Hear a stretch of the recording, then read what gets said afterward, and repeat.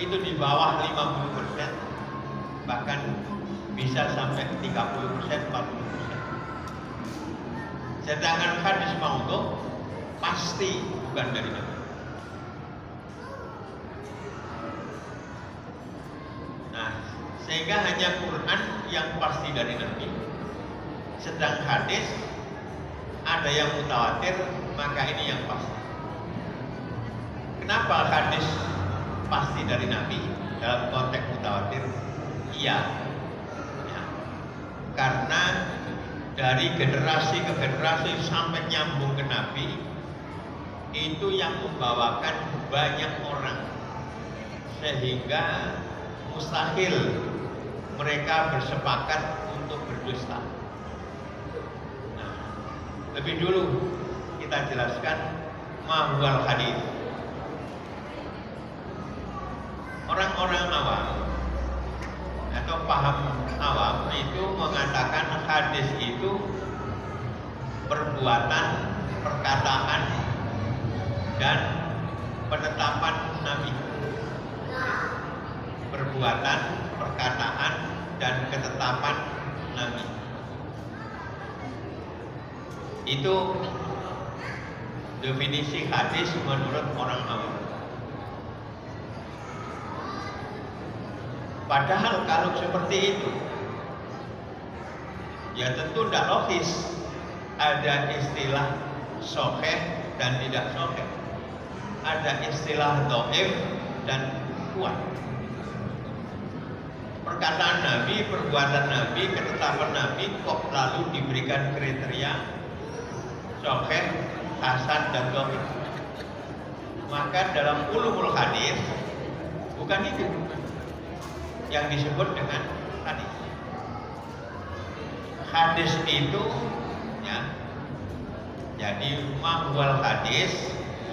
Hadis itu ma udhifa ya, ilan Nabi sallam min qaulin au fi'lin au takririn au nahwi. Hadis itu perkataan, perbuatan, ketetapan yang dinisbatkan kepada Nabi. Ada ma udhifa, dinisbatkan. Mari saya jelaskan dulu. Hadis itu secara faktual, gampangnya Nabi melakukan sesuatu atau mengatakan sesuatu atau menetapkan sesuatu. Ini kemudian disampaikan kepada sahabat. Sahabat, ya, lalu disampaikan nanti ketika Nabi sudah wafat kepada tabi'in, generasi sesudah sahabat. Yakni generasi yang lahir ketika lahir Nabi sudah wafat. Ini disebut dengan tabi'in. Lalu ke tabi'in seterusnya. Secara faktual seperti itu hadis. Tetapi para ulama memberikan hadis, makna hadis tadi dengan ma udhifa ila Nabi sallam min qaulin au fi'lin au takririn ya, au nahwiyah tadi. Ya. Itu ada yang disebut ma udhifa, ada kata udhifa, dinisbatkan. Maka menurut ulama hadis, ini secara keilmuan bukan faktualnya, itu dari bawah lalu dihubungkan dengan generasi di atasnya, dihubungkan dengan generasi di atasnya, dihubungkan pada sahabat, lalu dihubungkan pada Nabi.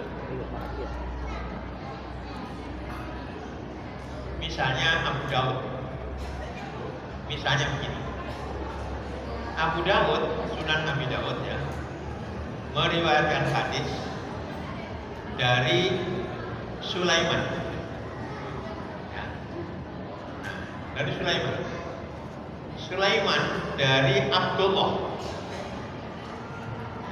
Abdullah dari Mu'tamir.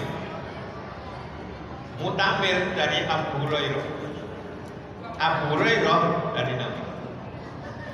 Sehingga dari bawah ditarik ke atas.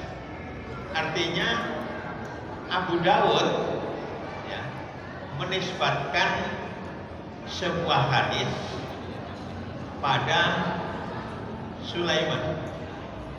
Sulaiman menisbatkan hadis yang disampaikan kepada Abu Dawud itu, saya dapat cerita atau telah bercerita kepada saya Abdullah. Nah, Abdullah juga begitu, menyampaikan hadis tadi pada Sulaiman itu dengan mengatakan saya dapat ini dari Mu'tamir. Ya. Mu'tamir ini tabi'in yang pernah hidup ketika sahabat masih ada. Tapi ketika dia hidup Nabi sudah wafat. Ketika dia lahir Nabi sudah wafat. Maka Mu'tamir mengatakan telah bercerita kepada saya Abu Hurairah. Nah, Abu Hurairah dari Nabi. Jadi itulah hadis. Karena itu lalu ada gerindra-gerindra. Yang pertama adalah hadis mutawatir, ya. Mutawatir. Itu pasti dari Nabi. Sebab begini, hadis tersebut sebut saja hadis A. Hadis A ini diriwayatkan oleh Abi Daud dalam Sunan dari Sulaiman. Sulaiman dari Abdullah. Abdullah dari Mu'tamir. Mu'tamir dari Abu Hurairah. Abu Hurairah dari Nabi. Jadi Abi Dawud mengatakan haddatsana Sulaiman. Ya. Lalu Sulaiman mengatakan haddatsana Abdullah. Abdullah mengatakan haddatsana Mu'tamir. Mu'tamir mengatakan haddatsana Abu Hurairah. Qala sami'tu, ini Abu Hurairah, Rasulullah SAW qala kada wa kada kada wa kada. Saya telah mendengarkan Rasulullah bersabda begini. Nah, itulah gambarannya. Nah, yang mutawatir itu begini. Hadis A tadi, ya, hadis A tadi itu tidak hanya diriwayatkan oleh Abu Daud, Nasa'i juga meriwayatkan, Bukhari, Muslim juga meriwayatkan, ya, istilahnya rawahul jamaah, gitu ya. Kemudian bisa Tirmidzi juga meriwayatkan, jadi banyak pada generasi ini. Dan pada generasi berikutnya, kalau Abu Dawud itu dari Sulaiman, sementara Nasa'i bisa dari orang lain, bukan Sulaiman. Jadi masing-masing ini jalurnya berbeda-beda, sehingga pada tingkat perawi hadis juga banyak. Dari tingkat atasnya Sulaiman tadi dan generasi berikutnya, generasi sezamannya itu juga banyak. Nanti Abu Daud, ya, Sulaiman tadi dari Abdullah, maka yang sini dari yang lain. Kemudian dari Mu'tamir, ini dari yang lain. Lalu ini dari Abu Hurairah, maka yang lain bisa dari Aisyah, bisa dari Umar, dari Abdullah bin Umar, ya, dan ya, dari Ibnu Mas'ud dan sebagainya, seperti dari Nabi. Sehingga jalur ini seperti inilah kemudian yang disimpulkan oleh para ahli hadis, tidak mungkin mereka itu bersepakat berdusta. Maka disebut hadis pasti dari Nabi. Sedangkan yang akad itu kebalikannya. Jadi sekalipun begitu, nah, hadis yang akad yang kemungkinan besar dari Nabi tadi untuk yang sahih itu syaratnya sangat ketat. Ya. Pertama, yang meriwayatkan itu harus orang yang objektif. Dalam bahasa hadis disebut dengan adil, orang yang objektif, mengatakan yang sebenarnya. Kemudian artinya Sulaiman tadi, ya, itu harus orang yang jujur, orang yang objektif. Abdullah, Mu'tamir, tentu sampai sahabat tidak perlu dipersoalkan objektifnya. Yang kedua, harus bersambung. Ada ittisal. Bersambung dalam arti ini ada dua definisinya. Yang pertama, si Abu Dawud memang pernah bertemu dengan Sulaiman. Sulaiman pernah bertemu dengan Abdullah. Abdullah pernah bertemu dengan Tamir. Tamir pernah bertemu dengan Abu Hurairah. Ya, Abu Hurairah pasti bertemu dengan Nabi, walaupun dia masuk Islam 3 tahun sebelum Nabi wafat. Nah, ini namanya mutasi. Kriteria berikutnya, kriteria yang pertama itu Bukhari, Imam Bukhari. Kriteria Muslim, yang penting sezaman.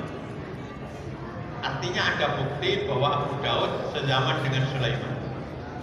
Sulaiman ini ya menangi dalam bahasa Jawa ya. Waktu hidupnya itu berhimpitan juga dengan Abdullah. Abdullah juga begitu dengan Tamir sampai terus. Ini yang ketiga, cerdas. Cerdas. Kenapa hadis perlu cerdas dalam hal ini?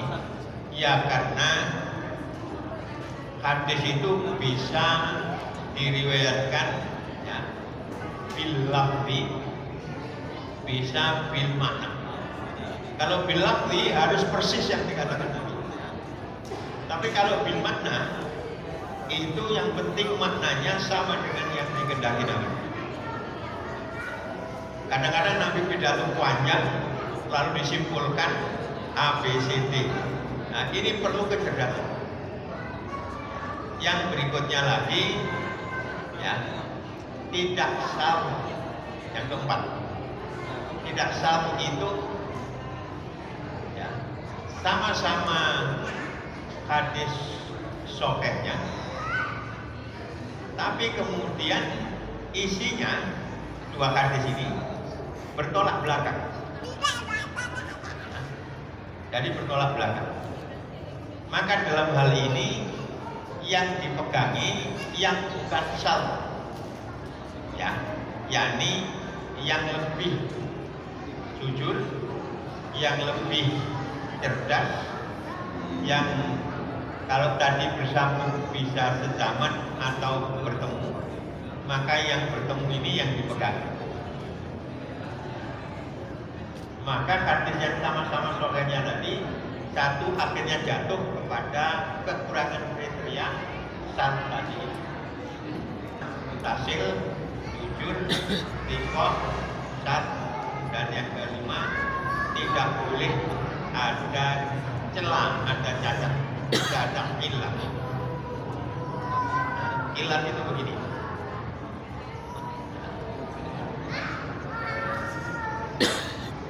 Saya mendapatkan berita itu dari orang sebut saja ada sejuta umat Zainuddin ya. Ya, saya dapat berita dari Zainuddin, namanya Zainuddin. Tapi berita itu saya sampaikan kepada orang lain dengan menambahkan MZ supaya orang yang saya sampaikan tadi lebih percaya. Nah, ini hilang, itu ditolak, ya, itu. Walaupun saya benar-benar dapat dari Zainuddin, cuma untuk menguatkan, saya tambahin dengan MZ, nah, gitu ya. Nah, itu jelas. Ilmu hadis yang paling sulit itu ilmu ilalil hadis, ilmu tentang catat hadis. Maka ini yang paling penting, ya, karena sama-sama betul. Artinya hadis sahih itu pun kriterianya itu sudah sangat rigid, ya, sangat ketat. Karena itu lalu disimpulkan kemungkinan besar dari Nabi. Nah, kalau hadis yang hasan itu thiqahnya kurang, kecerdasannya kurang. Dobit ya, bukan thiqah, maaf. Dobit ya. Kedobitannya kurang.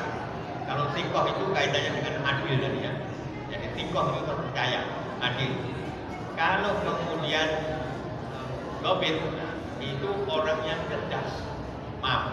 Jadi yang pertama mutasil, ittisal, yang kedua tikoh atau adil, yang ketiga kemudian Gobit, yang keempat tidak ada syar, yang kelima tidak ada khilaf.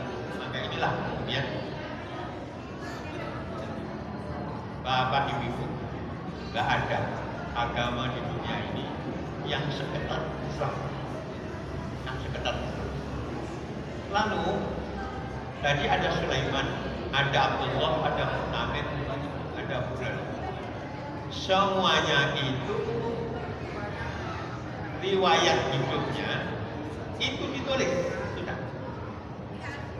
Yang disebut dengan istilah rijalul hadis, ilmu rijalil hadis. Ya, yang paling tipis itu Al-Kasyif. Sekalipun tipis sudah masih ribuan halamannya ya. Ada kemudian Mizanul I'tidal, itu yang lebih luas lagi. Adalah dia yang lebih kompleks. Nah, setidak-tidaknya ditulis mengenai yang pertama kapan wafatnya. Kapan wafatnya sehingga bisa diukur ini sezaman ataukah tidak dengan tadi riwayat mengenai Sulaiman itu ada di buku Al-Kasyif tadi, ada Rijalul Hadis. Jadi sampai seperti itu. Nah, jadi gak ada agama yang begitu hebatnya seperti Islam, tertata betul seperti itu. Nah, lalu yang kurang cerdas itu masuk di hadis hasan. Lalu yang berdusta dan lain sebagainya tidak jujur masuk hadis dhaif. Masuk hadis dhaif. Nah, yang betul-betul palsu masuk hadis dhaif. Maka ini dari satu sisi.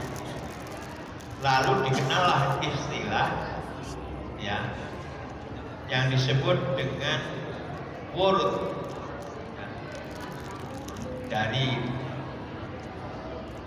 Darinya tadi. Jadi ada yang namanya qat'iyul wurud.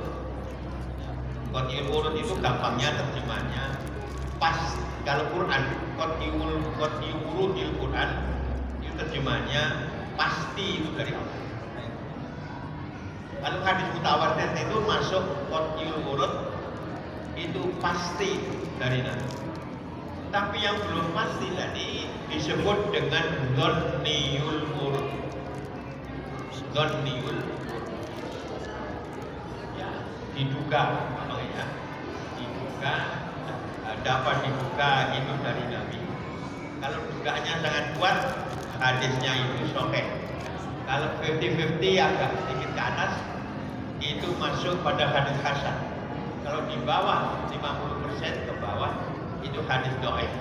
Kalau 0% hadis dhaif. Nah, Quran tidak mengenal dhanniyul wurud.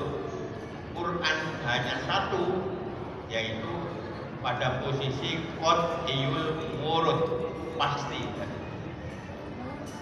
Nah, ada memang riwayat-riwayat dari bacaan Quran yang disebut dengan yaitu al-qiraah as-sadzah, yaitu bacaan yang berlawanan dengan bacaan orang-orang yang kuat, namanya gitu ya, percaya. Tapi ini tidak masuk. Tapi itu bisa kita telusuri di dalam studi ulumul Quran. Ada riwayat as-sadzah, ada kemudian al-qiraah as-sadzah. Nah, yang kedua, kalau tadi pertanyaannya, apakah Quran itu dari Allah, apakah hadis itu dari Nabi? Maka ini bicara soal wurud. Ya, wurud. Ya. Yang berikutnya soal pemahaman, yang disebut dengan dalalah. Yang pertama, Quran, di Quran.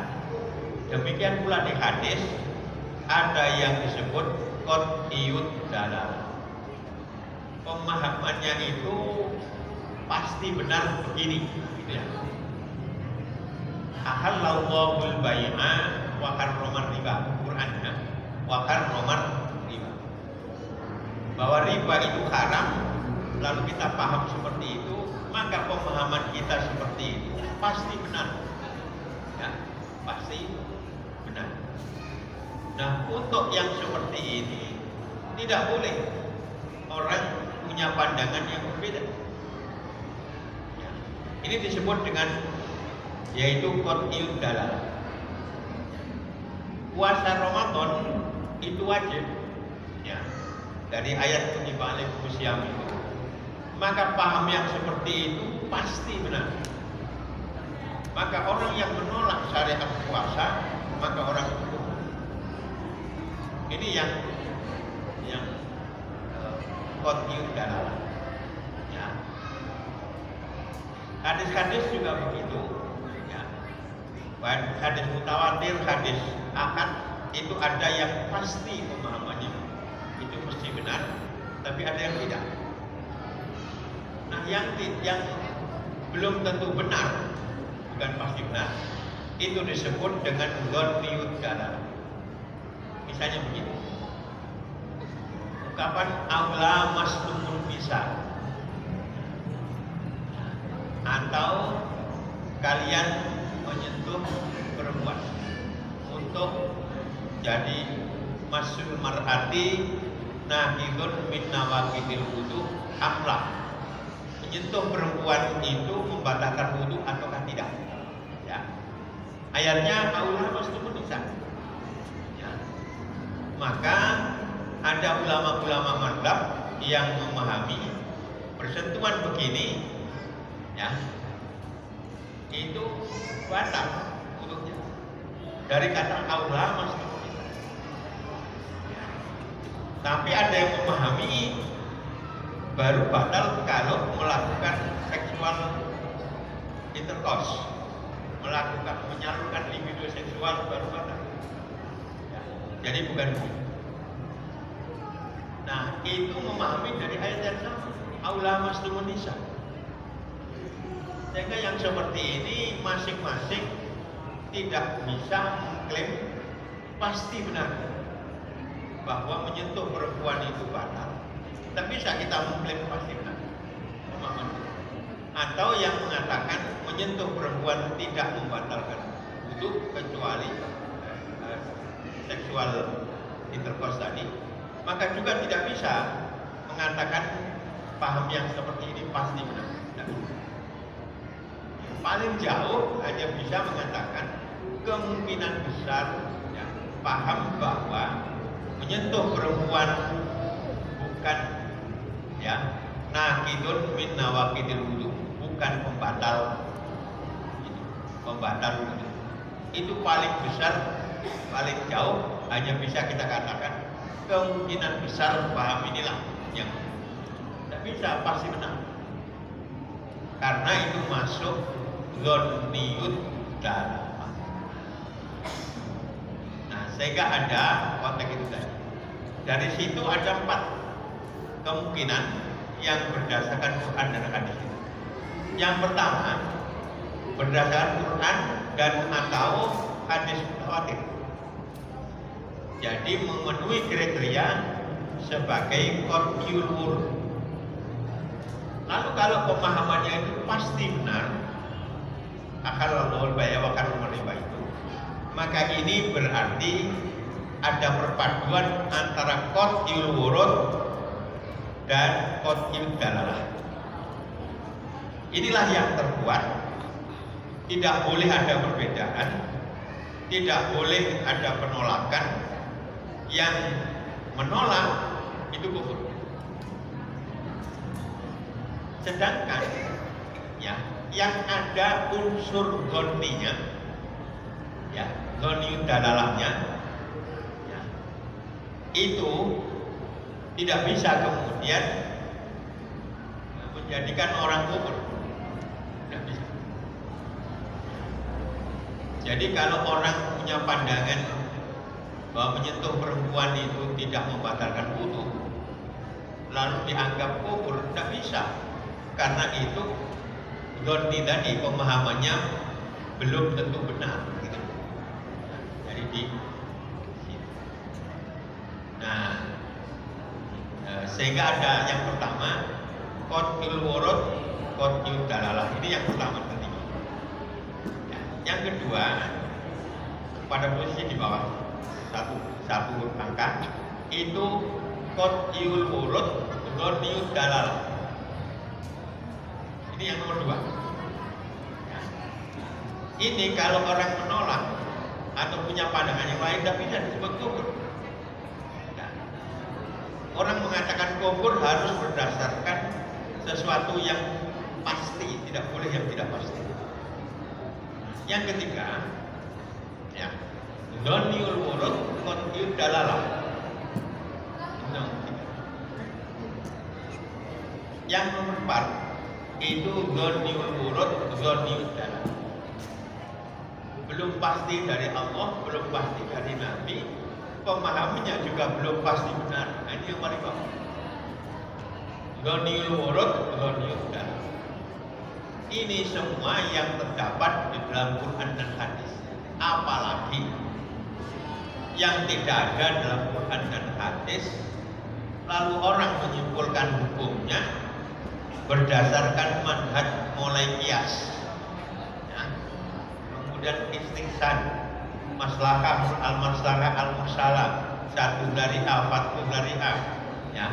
Kemudian al-uruf, kemudian sarfu maqablana.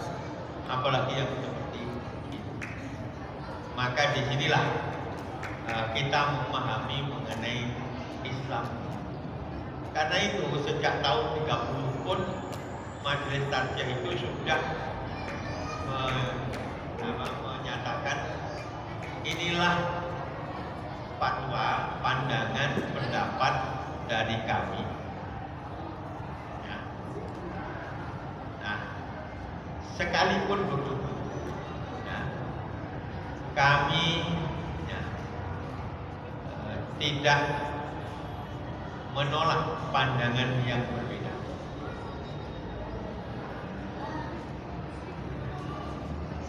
Maknanya dalam tarjih tadi punya pandangan, inilah fatwa kami yang kami sendiri tidak yakin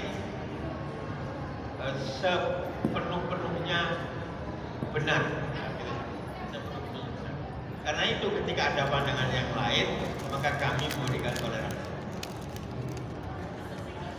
Inilah pendapat kami, pandangan kami yang berdasarkan dalil yang paling kuat dan istinbat yang paling tepat. Sekalipun begitu, jika di kemudian hari ditemukan dalil yang lebih kuat, manhaj yang lebih tepat, maka kami akan tinjau ubah.